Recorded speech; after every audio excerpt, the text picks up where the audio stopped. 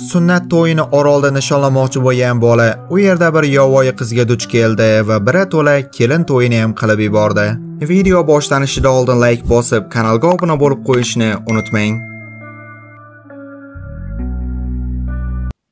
Губа будто немеет. Что? Эй, постой, я... Filmning bosh qahramoni Tobi ismli o'smir yigit. Bir kuni kechqurun otasi undan mashinani tuzatishga yordam berishini so'raydi. Ammo bu takasaltang telefondan boshini ko'tarmaydi. Erkak esa indamay chiqib ketdi. Tobining otasi mashina yonida bo'lganda maska taqib olgan bir guruh bezorlar unga hujum qilib mashinani o'g'irlaydi. Erkak esa bu hujumdan omon qolmadi va bandalikni bajo keltirdi. Oradan bir muncha vaqt o'tgandan keyin Tobi otasining o'limida o'zini aybdor his qilib, kuchli depressiyaga tushib qolgan. Uni psixologik holatini yaxshilash uchun bir haftalik reabilitatsiya kursi qayd etiladi. Kurs ochiq okeanda yaxtada bo'lib o'tadi va bir guruh stressga tushgan bolalar hafta davomida miyani joyiga keltirib olish uchun turli sinovlardan o'tadi. So'nggi bosqichda esa o'smirlar 3 kun davomida Malayziyaning inson yashamaydigan orolida yolg'iz qoladi va atrofdan tarakan-parakan tutib yeb omon qolishlari kerak. Kay ismli psixolog qiz Tobini orolga olib borib qo'yadi va o'zi suzib ketdi.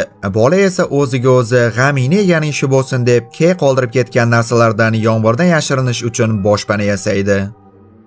Keyin o'rmonni sayr qilmoqda va sohilga qaytib kelganda ko't qizil maymun unga qoldirilgan 3 kunlik ovqatni yeb qo'ygan. Bola esa siqilganidan olov yoqishga harakat qiladi, ammo qo'lidan kelmaydi. Oziq-ovqatsiz qolgan bola molyuskani yeyish uchun pichoq bilan ochmoqchi bo'lganda, to'satdan pichog'idagi lupani payqadi va olov yoqishga muvaffaq bo'ldi. U kasali kelgan molyuskani yeb qo'ygani uchun kechga yaqin mazasi qochib qusib tashlaydi.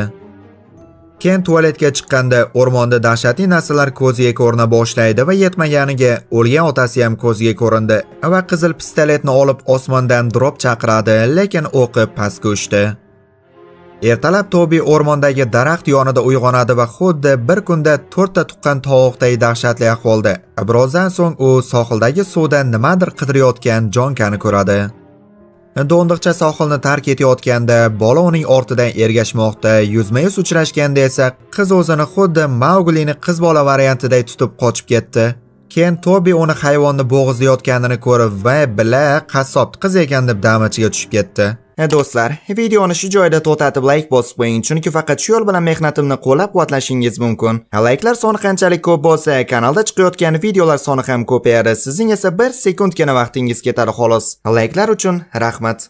Qiz unga birinchi gap boshlab, "Bu yerda senga pishirib qo'yibdimi?" deydi. Bola esa uning ortidan qolmayapti. Keyingi kadrda qiz tutgan hayvonini pishirmoqda va Tobi unga orolga nima uchun kelgani haqida gapiradi va qizning tayyorlagan ovqatini maqtab yeydi. O'zi esa ichida qusvorgisi kelib turibdi. Qiz yana qayergadir ketmoqda. Tobi uning orqasidan borayotganda esa to'satdan qiz orqasiga qarab ilonning boshini uzib tashlaydi. Tobining ilonini emas, haqiqiy ilonni aytyapman. Shundan so'ng yovvoyi qiz yigitga olov yonidan uzoqlashmaslikni aytdi va ketishidan oldin uning ismi Munisa ekanini ham qo'shimcha qiladi. Ertasi kuni ertalab uyg'ongan Tobi Munisani Yahay biladigan ko'ylakda ovqat pishirayotganini ko'radi va teshik sovuni uyda qolib ketgani uchun afsuslanmoqda. Qiz uning oyog'idagi yarasini payqab, shifobaxsh o'simlik yoniga olib kelib surkamoqda.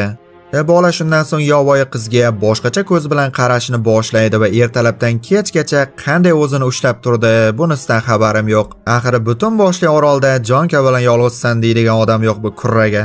Kattakon orolning o'rtasida, chimildiqqa kirganimiz boshqacha degan qo'shiq aytsa bo'lardi, to'g'rimi? Qizning so'zlariga ko'ra orolda boshqa odamlar ham bor edi. Hozir esa faqat onasi bilan o'zi tirik qolgan. Munisning so'zlariga ko'ra, agar onasi yigitni ko'rib qolsa, shu zahotiyoq o'ldirar ekan. Tobi esa ertaga oroldan ketaman, qaynonamni bir ko'ray deganda, qiz unga baqirib ketib qoldi. Bu orada Kay Tobini olib ketish uchun orolga qayiqda keladi va bor ovozi bilan uni chaqirmoqda, lekin yigitdan darak yo'q. Ayol esa o'rmonning ichiga kirganda kimdir yuziga fanar tuta boshlaydi. Psixolog uni Tobi deb o'ylaydi, lekin fanari ko'chib, butalar orasidan xirillagan ovoz kela boshlaydi va yonib turgan ko'zlarni ko'rdi. Tobi ertalab uyg'onib, Kay bilan uchrashuv vaqtida uxlab qolganini tushundi. Yigit tezda ular uchrashish kerak bo'lgan joyga boradi, ammo hech kim yo'q. U qayiqni qutqaruv balonchasini ko'rib, ag'darilib cho'kib ketgan qayiqqa duch keldi va u yerdan bir ayol suzib orolga chiqadi. Qayiqqa kirib ichini ko'zdan kechirayotganda guruhning o'lik a'zolaridan birini topdi va qo'rqqan holatda quruqlikka qaytdi. U orolni yangi joylarini o'rganmoqchi bo'lib, dahshatli g'orning ichiga kirib qoldi. Devorlarda rasmlari bor, xuddi kimningdir bolasi qalam bilan chizib qo'yganday. G'orni tark etgandan keyin yoqib yuborilgan cherkov qoldiqlarini topdi. O'rmonning ichida u yana o'sha ayolni uchratib, izidan ergashmoqda va noma'lum kulbaga duch keldi. Bu yerda o'sha ayolning pasportini va Munisaning onasi bilan tushgan rasmini topdi. Shuningdek, bu yerdan ratsiya topib yordam chaqirmoqda, ammo signal ishlamayapti. Shundan so'ng Munisa bilan onasi kulbaga qaytdi va Munis Tobini ushlab olib sohil bo'yida uchrashamiz deydi. Yigit ketadi va kelishilgandek qizam shashonchani uyg'otib yuboradigan kiyimini kiyib, kechqurun uning yoniga keldi. Tobi qizning onasi Keyni va barcha o'smirlarni o'ldirgan deb o'ylaydi va Munis unga bolaligidagi voqealarni oqizmay-tomizmay aytib beradi. Uning so'zlariga ko'ra onasi juda ham yovuz va otasini o'ldirgan. Tobi esa qizni birgalikda orolni tark etishga va birga yashashga taklif qiladi. Qiz esa bunga rozi. Shundan so'ng qiz ertalab xuddi shu yerga qaytishga va birgalikda suzib ketishga va'da beradi. Tobi ertalab samolyot ovozidan uyg'ondi, lekin ishora berishga ulgurmaydi. U keyin orolni sayr qilib, eski kemalar uchun mayoqqa duch keladi. U yerni tekshirgandan so'ng signal berish uchun yoqilg'i yo'qligini tushundi.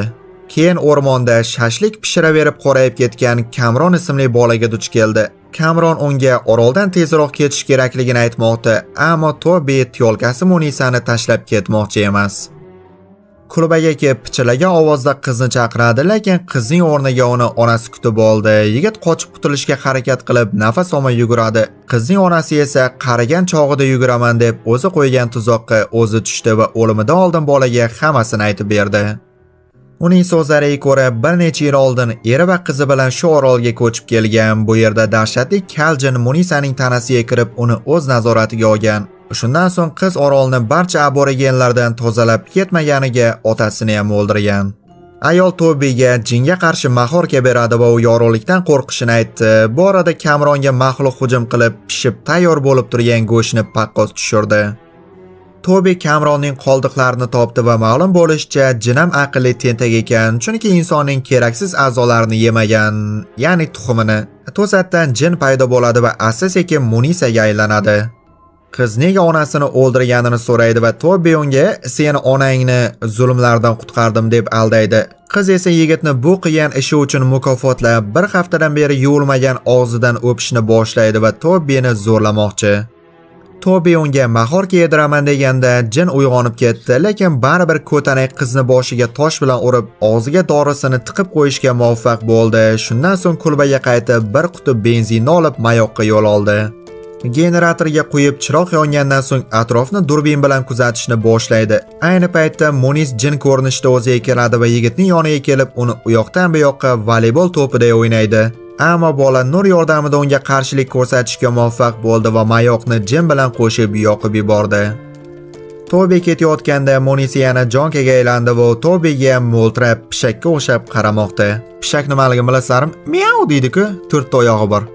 Qutqaruvchilar mayoqni ko'rib orolga suzib keldi. Tobi esa suvga tushib, endi qutuldim deganda oxir-oqibat Munisa kemaga o'tirib suzib ketayotganini ko'ramiz va endi bu qiz qayerga ketdi, bunisi noma'lum. Balki sizning sinfdoshingiz bo'lishi ham mumkin. Ehtiyot bo'ling. Agar bola o'zbek bo'lganda bu qizni ichida jini bormi, ajinasi bormi qarab o'tirmasizlar. Agar shu videoda 30 ming ta like bo'lsa, bu qizni qayerda bo'lsa ham topaman va orolga qaytarib borib tashlayman. Film va video haqida o'z fikringizni kommentariyada yozib qoldiring va kanalga obuna bo'lib qo'yishni unutmang.